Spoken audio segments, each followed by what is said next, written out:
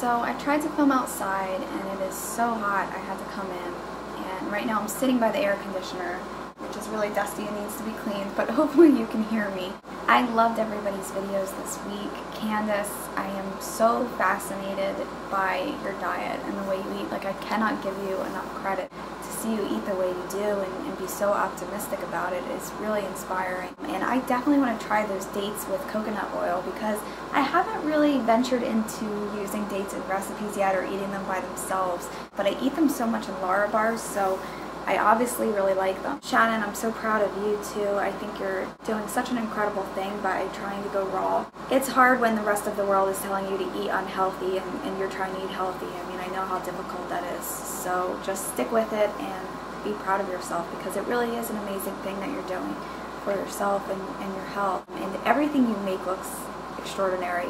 I can't wait to start trying some of the recipes. I just need to go out and buy ingredients. So yeah, I filmed some clips of a couple things that I made recently, last night's dinner and today's lunch, so I'll include that towards the end of this.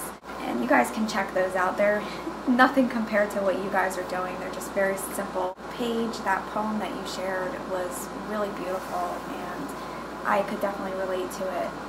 Except I kind of feel like I want to take my bird and throw him in a cage and just lock him up and never see him again.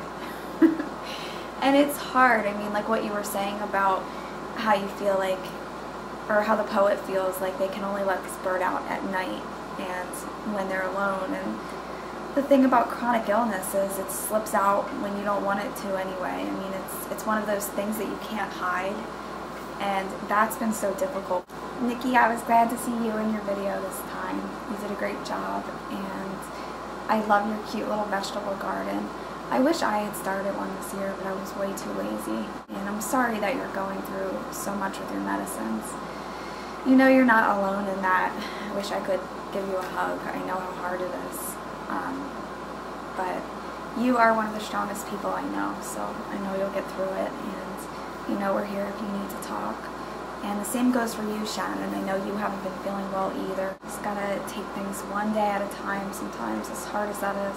So I was gonna share with you guys, basically I have always written in journals and diaries, and I'm wondering if any of you have, and if so, if maybe you would be willing to share an entry with everybody. I know that's kind of crazy, reading a diary on YouTube. I never thought I would do such a thing. But I thought it might be interesting, and I thought maybe if you have any entries prior to getting diagnosed or before you were sick, and we could compare them to entries that you've written after. And I don't know if any of you even keep diaries, and if you don't worry about it, but I just thought it would be fun. 1996, when I was 10.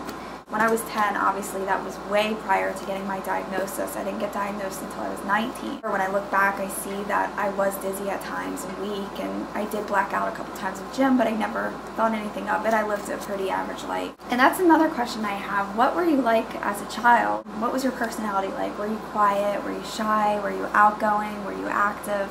I was a funny kid because I was very shy in school. I had a pretty quiet demeanor, but I could be pretty chatty at home with my parents and people that I knew well.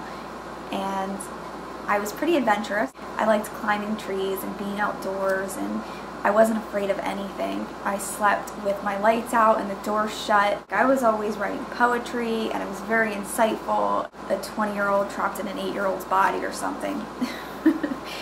Very, very sensitive and kind of felt for everybody and everything, I guess. In 1997, when I was 11, January 26th, Dear Diary, today I woke up and I don't feel well. I'm really hoping I don't go to school tomorrow because I'm feeling really tired and nauseous. If I do, I won't be able to concentrate on anything.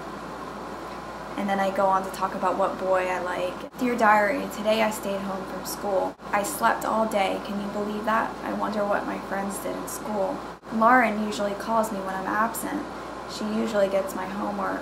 I hope she's not mad at me. Well, anyway, I stayed home today and I'm bored, tired, and achy. Now, I don't really think that's normal for an 11-year-old in 5th grade.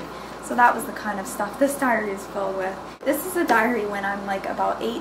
Gosh, my hair is a mess today, guys. I apologize. Talks about going on dates to the Hard Rock Cafe and Ripley's Believe It or Not and all the concerts that I used to go to. I wrote a list of things that I want to do, and I put travel a lot, bungee jump, skydive, scuba dive, mountain climbing, ride on a motorcycle, go in the Empire State Building. So that's funny. I had the best time ever at the concert. The guy was awesome.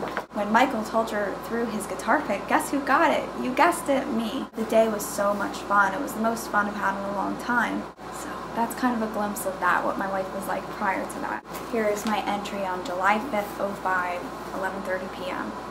Well, it's been forever, but I have two reasons. One, Oklahoma was amazing. The trip was perfect until the last day when I collapsed. Two, I've been in and out of the hospital all month due to fainting and dizzy spells. The good news is they think that it could be my adrenal gland and that maybe it could be fixed with medicines. See, even back then they were kind of throwing around this adrenal idea. I haven't seen any of my friends all month, and it seems like everyone is out having a fun summer without me, and I had such high hopes for this summer. This is the first day I've had the strength to write you. There were a few points when I truly thought I was dying, and then this says, it's been nearly 2 months and I'm still sick.